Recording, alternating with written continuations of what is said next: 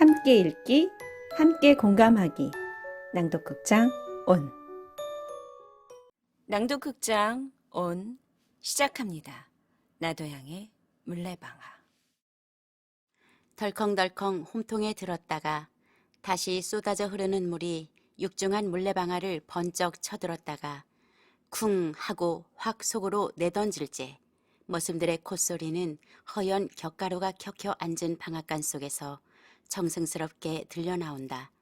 촤알촤알촤알 구슬이 되었다가 은가루가 되고 뱃줄기같이 뻗치었다가 다시 쾅쾅 쏟아져 청룡이 되고 백룡이 되어 용소 스쳐 흐르는 물이 저쪽 산 모퉁이를 10리나 두고 돌고 다시 이쪽 들 복판을 오리쯤 꿰뚫은 뒤에 이방원이가 사는 동네 앞 기슭을 스쳐 지나가는데 그 위에 물레방아 하나가 놓여 있다. 물레방아에서 들여다보면 동북간으로 큼직한 마을이 있으니 이 마을의 가장 부자요 가장 세력이 있는 사람으로 이름은 신치규라고 부른다. 이방원이라는 사람은 그 집에 막실살이를 하여 가며 그의 땅을 경작하여 자기 아내와 두 사람이 그날을 지내간다. 어떤 가을밤 유난히 밝은 달이 고요한 이 촌을 한적하게 비출 때 그 물레방앗간 옆에 어떤 여자 하나와 어떤 남자 하나가 서서 이야기를 하는 소리가 들렸다. 그 여자는 방원의 아내로 지금 나이가 22살, 한창 정열에 타는 가슴으로 가장 행복스러울 나이의 젊은 여자요. 그 남자는 50이 반이 넘어 인생으로서 살아올 길을 다 살고서 거의 쇠멸의 구렁이를 향하여 가는 늙은이다. 그의 말소리는 마치 그 여자를 달래는 것 같이. 예, 내 말이 조금 더 그럴 것이 없지. 쇳내 할멈에게 자세한 말을 들었을 터이지만 너 생각해 보아라. 내가 허락만 하면 무엇이든지 네가 하고 싶다는 것으로 내가 전부 다 해줄 터인데 말이야. 그까지 방언인 녀석하고 네가 몇백 년 살아야 언제든지 막실구석을 면하지 못할 터이니. 허허, 사람이란 젊어서 호강해 보지 못하면 평생 한 번 하여 보지 못하고 죽을 것이 아니냐. 내가 말하는 것이 조금도 잘못한 것이 없느니라. 대강 너의 말을 쇳내 할멈에게 듣기는 들었으나 그래도 너에게 한번 바로 대고 듣는 것만 못해서 이리로 만나자고 한 것이다. 너의 마음은 어떠냐? 어디? 허허, 내 앞이라고 조금도 어떻게 알지 말고 이야기해봐. 응? 이 늙은이는 두말할 것 없이 신치규다. 그는 탐욕스러운 눈으로 방언의 계집을 들여다보며 한 손으로 등을 두드린다. 새침한 얼굴이 파르족족하고 기다란 눈썹과 검푸른 두 눈 가장자리의 예쁜 입, 뾰로통한 뺨이며 콧날이 오뚝한 데다가 후리후리한 키에 떡 벌어진 엉덩이가 아무리 보더라도 무섭게 이지적인 동시에 또는 창부형으로 생긴 것이다. 계집은 아무 말이 없이 서서 짐짓 부끄러운 태를 지으며 매혹적인 웃음을 쌩긋 웃고는 고개를 돌렸다. 그 웃음이 얼마나 짐승 같은 신치규의 만족을 사게 되었으며 또한 마음을 충동시켰는지 희끗희끗한 수염이 거의 계집의 뺨에 닿도록 더 가까이 와서 응? 왜 대답이 없니? 부끄러워서 그러니? 그렇게 부끄러워할 일은 아닌데. 하고 계집의 손을 잡으며 손도 이렇게 볼 줄은 이제까지 몰랐구나. 참 품결 같아. 이렇게 얌전히 생긴 애가 방언 같은 천한 놈의 계집이 되어 일평생을 그대로 썩는다는 것은 너무 가엾고 아깝지 않느냐? 예. 계집은 몸을 돌리려고도 하지 않고 영감이 하는 대로 내버려 두며 눈으로 땅만 내려다보고 섰다가 가까스로 입을 떼는 듯 하더니 제 말이야 모두 쇳내 할멈이 여쭈었지요. 저에게는 너무 분수에 과한 말씀이니까요. 천만의 소리를 다 하는구나. 그게 무슨 소리냐? 너도 아시다시피 내가 너를 장난삼아 그러는 것도 아니겠고 후사가 없어 그러는 것이니까 네가 내 아들이나 하나 낳아주렴. 그러면 내 것이 모두 네 것이 되지 않겠니? 자, 그러지 말고 오늘 허락을 하렴. 그러면 내일이라도 방언이란 놈 내쫓고 너를 불러들일 터이니. 어떻게 내쫓을 수가 있어요? 어허, 그것이 그리 어려울 것이 무엇이니? 내가 나가라는데, 제가 나가지 않고 베길 줄 아니? 그렇지만 너무 과하지 않을까요? 뭐 저런 생각을 하니까 네가 이 모양으로 이때까지 있었지. 어떻단 말이냐. 그런 것은 조금이라도 염려하지 말고, 자, 또 내 서방에게 들킬라. 어서 들어가자. 먼저 들어가세요. 왜? 남이 보면 수상히 알게요. 뭘 하고 가는데 수상히 알게 뭐냐. 어서 가자. 계집은 천천히 두어 걸음 따라가다가 영감 하고 무춤하고 서 있다. 왜 그러니? 계집은 다시 말이 없이 서 있다가 아니에요 하고 먼저 들어가세요 하며 돌아선다. 영감이 간이 달아서 계집의 손을 잡으며 가자. 집으로 들어가자. 그의 가슴은 두근거리는지 숨소리가 잦아진다. 계집은 손을 빼려 하며 점잖으신 어른이 이게 무슨 짓이에요 하면서도 그의 몸짓에는 모든 것을 허락한다는 뜻이 보였다. 영감은 계집의 몸을 끌어안더니 방앗간 뒤로 돌아들어 섰다.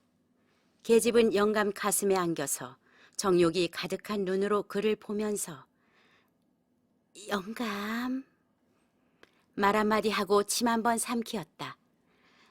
영감이 거짓말은 안 하지요? 아니, 그의 말은 떨리었다. 계집은 영감의 팔을 한 손으로 감고 또 한 손으로는 방앗간 속을 가리켰다. 저리로 들어가세요. 영감과 계집은 방앗간에서 2, 30분 후에 다시 나왔다.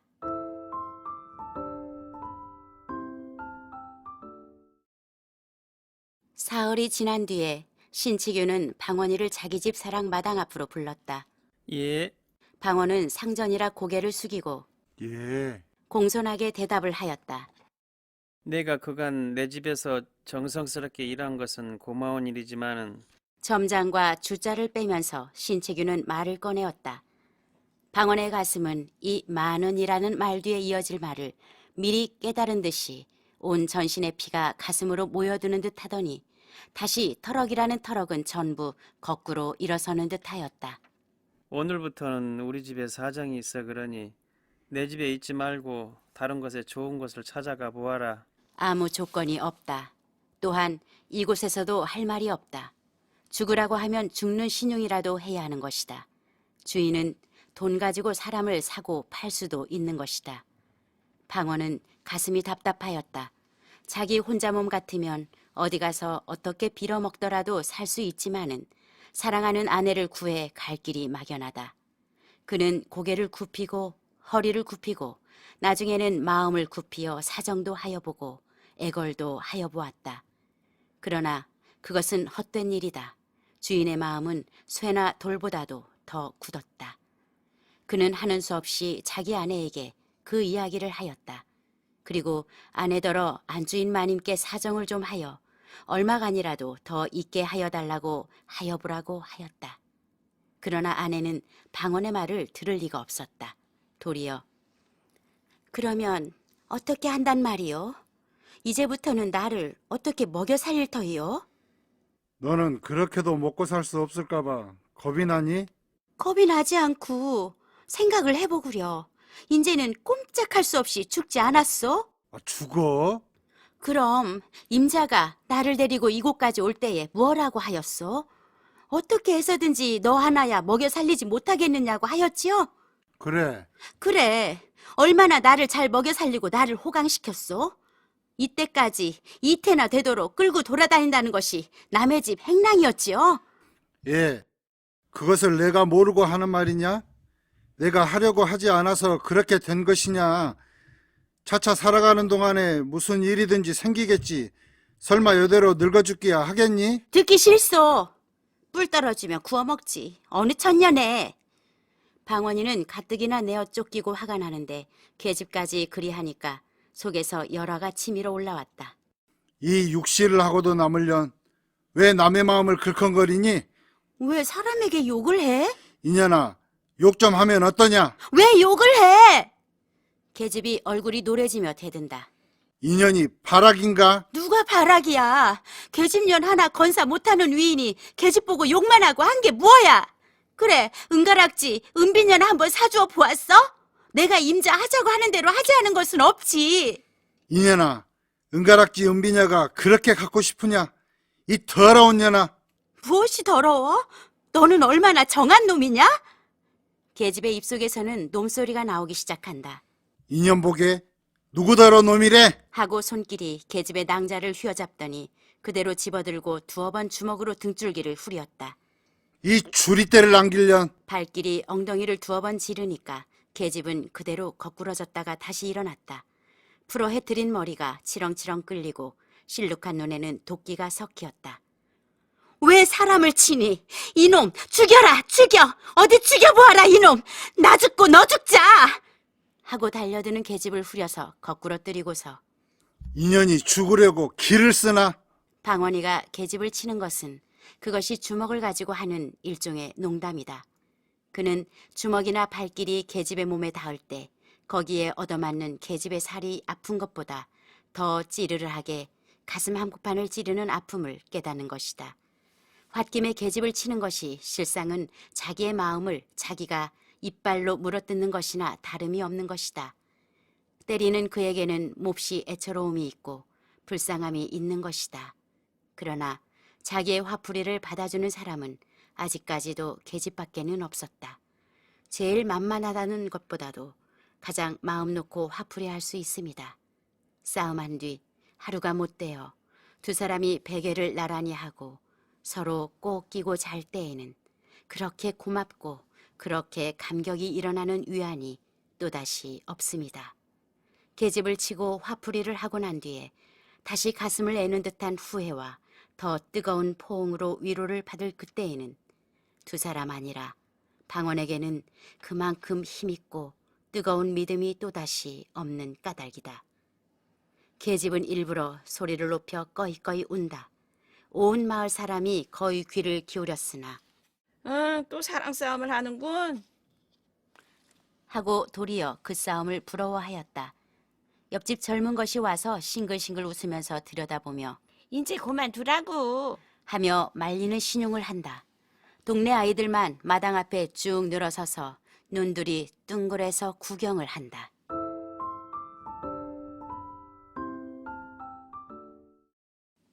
그날 저녁에 방언은 술이 얼근하여 돌아왔다. 아까 계집을 치던 마음은 어느덧 풀어지고 술로 흥분된 마음에 그는 계집의 품이 몹시 그리워져서 자기 아내에게 사과를 할 마음까지 생겼다. 본시 사람이 좋고 마음이 약하고 다정한 그는 무식하게 자라난 까닭에 무지한 짓을 하기는 하나 그것은 결코 그의 성격을 말하는 무지함이 아니다. 그는 비척거리면서 집으로 향하는 길에 거슴츠레하게 풀린 눈을 스르르 내리감고 혼자 소리로 빌어먹을 놈. 나가라면 나가지. 무서운가? 제 집 아니면 살 곳이 없는 줄 아는 게로군. 되지 않게 다 무엇이냐? 돈만 있으면 제일이냐? 이놈, 내가 그러다가는 이 주먹 맛을 언제든지 볼라. 그대로 곱게 되질 줄 아니? 하고 개천 하나를 건너뛴 후에 돈이 무엇이냐? 한참 생각하다가 에휴, 한숨을 쉬고 나서 돈이 사람 죽여놓는구나. 돈. 사람 나고 돈 났지. 돈 나고 사람 났니? 또 징검다리를 비척비척하고 건넌 뒤에 고 빌어먹으려니 왜 그렇게 표달을 부려서 장부의 마음을 긁어놓아? 그의 목소리에는 말할 수 없이 다정한 맛이 있었다. 그는 자기 계집을 생각하면 모든 불평이 쓰러지는 듯이 숙였던 고개를 쳐들어 하늘을 보면서 허허, 저도 고생은 고생이지. 하고 다시 고개를 숙인 후 내가 너무해. 너무 그럴 게 아닌데. 그는 자기 집에 와서 문고리를 붙잡고 흔들면서 예, 자니? 자, 그러나 대답이 없고 캄캄하다. 인연이 어디를 갔어? 그는 문짝을 깨어져라 하고 닫은 후에 다시 길거리로 나와 그 옆집으로 가서 여보 아주머니, 우리 집 색시 어디 가든지 보았소? 밥들을 먹던 옆에 집 내외는 어디서 또 취했어 그려. 애 어머니가 아까 머리 단장을 하더니 저 방앗개로 갑디다. 방앗개로? 예. 빌어먹으련. 방앗개로 무얼 먹으러 갔누? 다시 혼자 방아를 향하여 가면서 중얼거린다. 그는 방앗간을 막 뒤로 돌아서자 신치규와 자기 아내가 방앗간에서 나오는 것을 보았다. 그는 너무 뜻밖의 일이므로 아무 말도 하지 못하고 그대로 한참이나 멀거니 서서 보기만 하였다. 그의 눈에는 쌍심지가 거꾸로 섰다. 열이 올라와서 마치 주홍을 칠한 듯이 그의 눈은 붉어지고 번개 같은 광채가 번뜩거리었다. 그는 한참이나 사지를 떨었다. 두 이가 서로 맞춰서 달그락달그락 하여졌다. 그의 주먹은 부서질 것 같이 단단히 쥐어졌다. 계집과 신치규는 방언이와 선 것을 보고서 처음에는 조금 간담이 서늘하여졌으나 다시 태연하게 내려앉혔다. 일이 이렇게 되었음에 할 대로 하라는 뜻이다. 방언은 달려들어서 계집의 팔목을 잡았다. 그리고 이를 악물고 부르르 떨었다. 나는 내가 이럴 줄은 몰랐다. 계집은 무얼 이럴 줄을 몰라? 하며 파란 눈을 흘겨보더니 나중에는 별꼴을 다 보겠네. 의뢰 그럴 줄을 인제 알았나? 놔요. 왜 남의 팔을 잡고 요 모양이야. 오늘부터는 나를 당신이 그리 함부로 하지는 못해요. 더러운 녀석 같으니. 계집이 싫다고 그러면 국으로 물러갈 일이지. 이게 무슨 사내답지 못한 일이야. 놔요! 팔을 뿌리쳤으나 분노가 전신에 가득 찬 그는 그렇게 쉽게 손을 놓지 않았다. 예, 내가 이것이 정말이냐? 정말이 아니고 비싼 밥 먹고 거짓말할까? 내가 참으로 환장을 하였구나. 아니 누구더러 환장을 했대? 온 기가 막혀 죽겠지. 놔요, 놔! 왜 추근추근하게 이 모양이야? 놔! 하면서 힘껏 뿌리치는 바람에 계집의 손이 쑥 빠지었다. 계집은 손목을 주무르면서 암상맞게 돌아섰다. 이때까지 이 꼴을 멀찌거니 서서 보고 있던 신치규는 두어 발짝 나서더니 기침 한 번을 서투르게 하고서 예, 내가 술이 취하였으면 일찍 들어가 자든지 할 것이지. 웬 짓이냐? 내 눈가에는 아무것도 보이는 것이 없단 말이냐? 너희 연놈이 싸우는 것은 너희 연놈이 어디 가서 할 일이지. 여기 누가 있는지 없는지 눈깔이 보이는 것이 없어? 짐짓 소리를 높여 호령을 하였다. 예, 괘씸한 놈. 눈가를 부라리었다.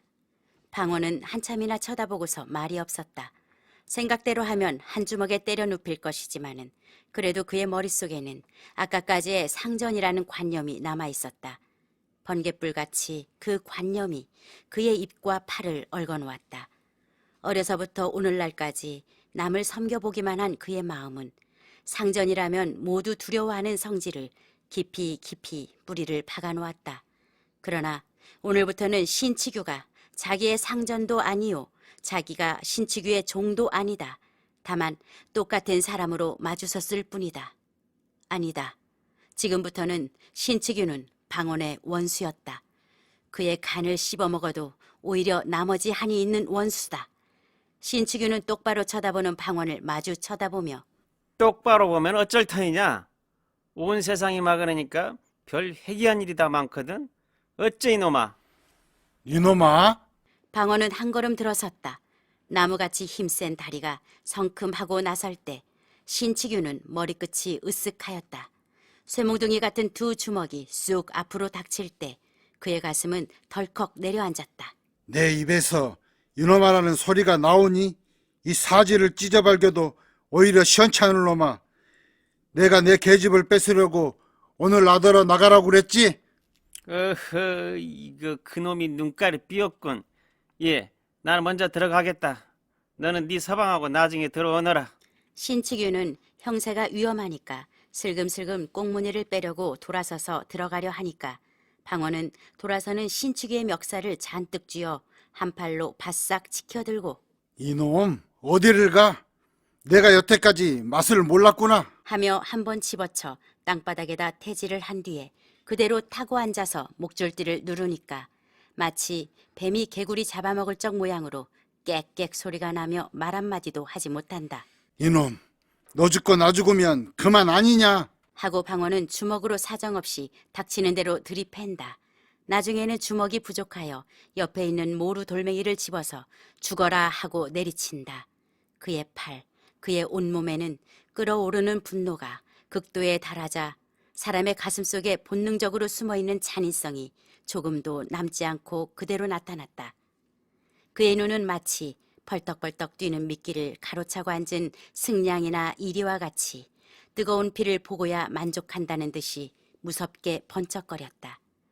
그에게는 초자연의 무서운 힘이 그의 팔과 다리에 올라왔다. 이 꼴을 보는 계집은 무서웠다.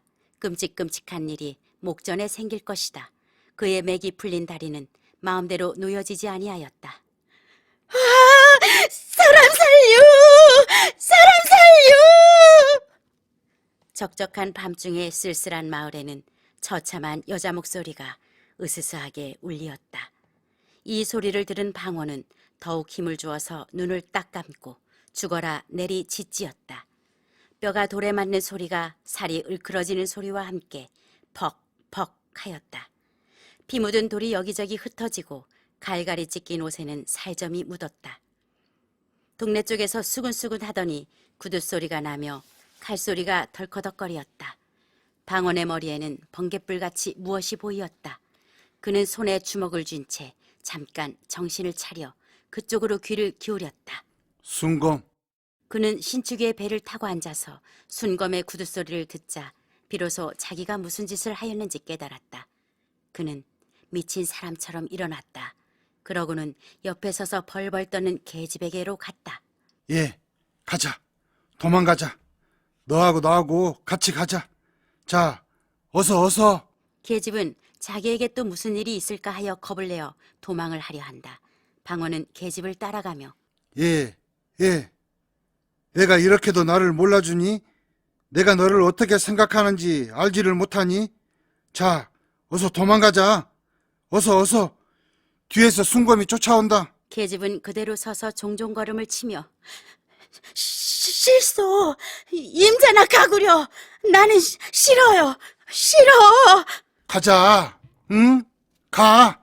그는 미친 사람처럼 계집의 팔을 붙잡고 끌었다.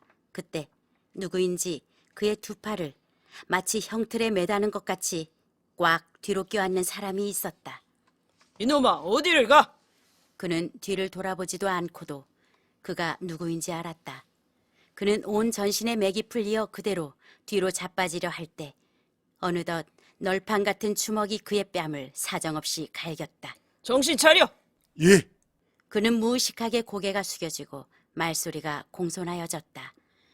땅바닥에서는 신치규가 꿈지럭거리며 이리저리 뒹군다. 정승스러운 비명이 들린다. 방원은 포승지인 채 계집은 그대로 주제소로 끌려가고 신치규는 머슴들이 업어들였다.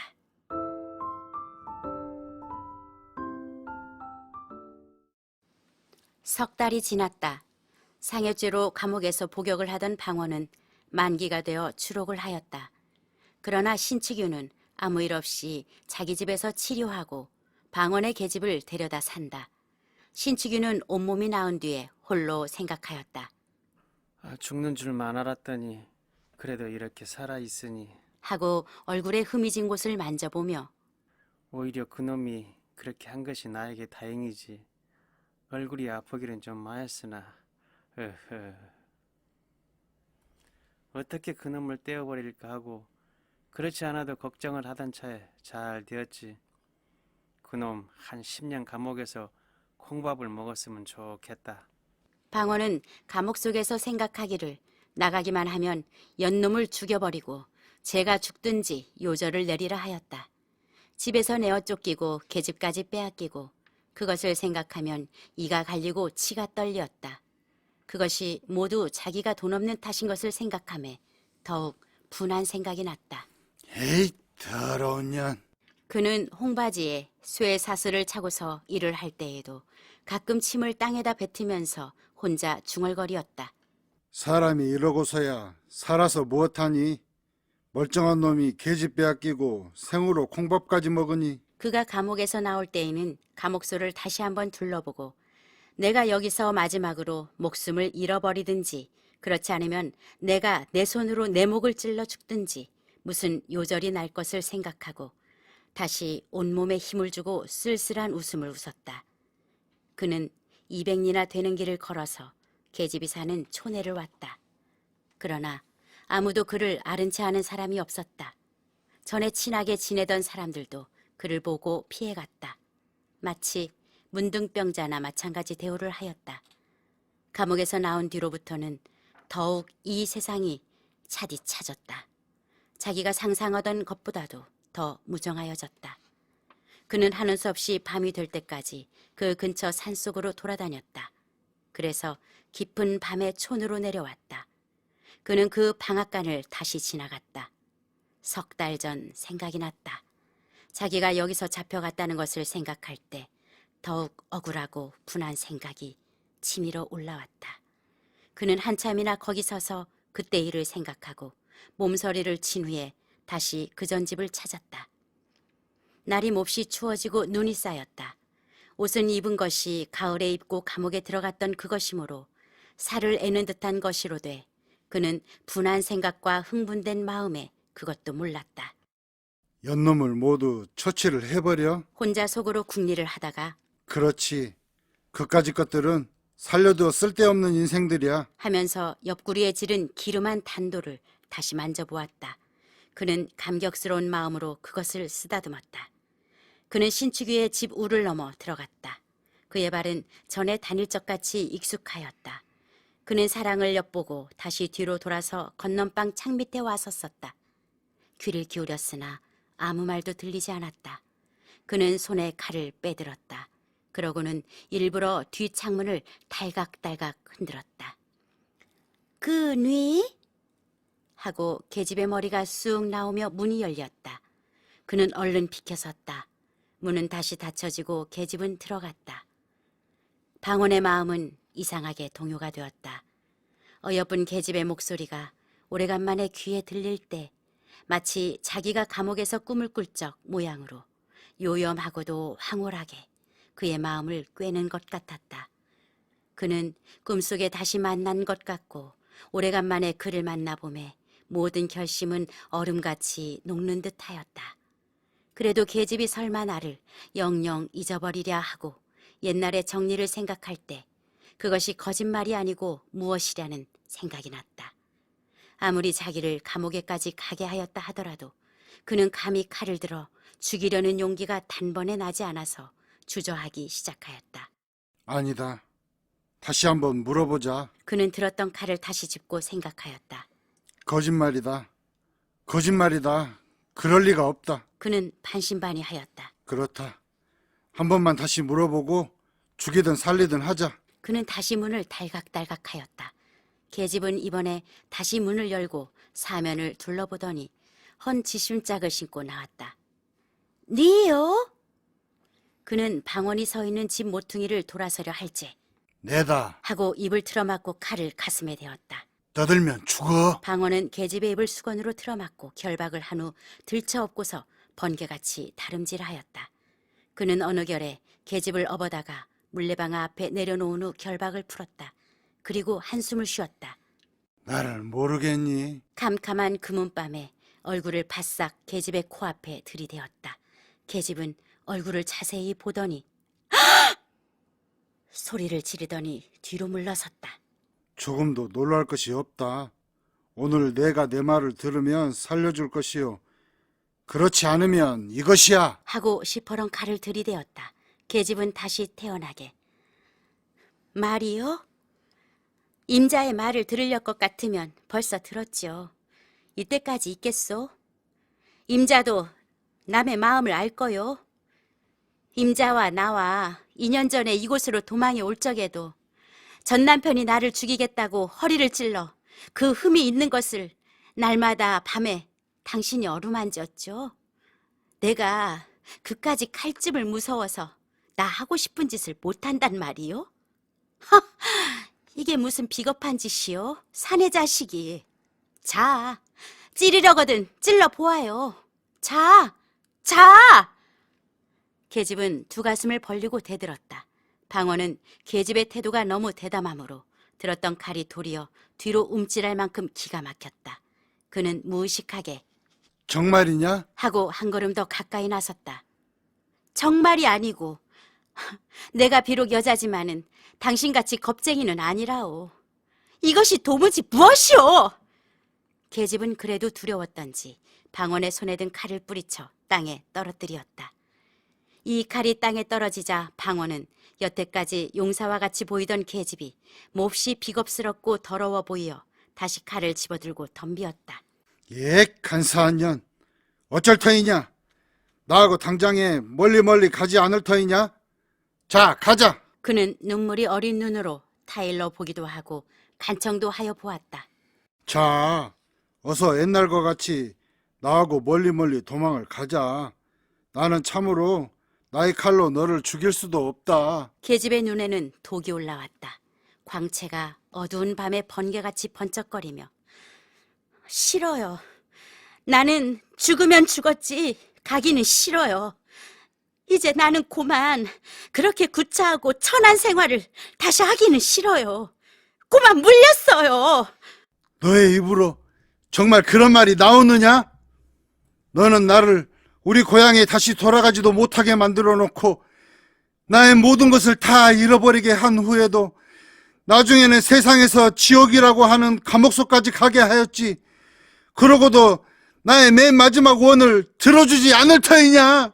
나는 언제든지 당신 손에 죽을 것까지도 알고 있어. 자, 오늘 죽으나 내일 죽으나 언제든지 죽기는 일반. 이렇게 된 이상 나를 죽이시오. 정말이냐? 정말이야? 정말이요. 계집은 결심한 뜻을 나타내었다. 방원의 손은 떨리었다. 그리고 그는 눈을 꽉 감고 에이, 여우 같은 년! 하고 칼끝을 계집의 옆구리를 향하고 힘껏 내밀었다. 계집은 이를 악물고 사람 죽인다! 소리 한 번에 그 자리에 거꾸러졌다. 칼자루를 든 손이 피가 몰리는 바람에 우르르 떨리더니 피가 새어나왔다. 방어는 그 칼을 빼어들더니 계집 위에 거꾸러져서 가슴을 찌르고 절명하여 버렸다.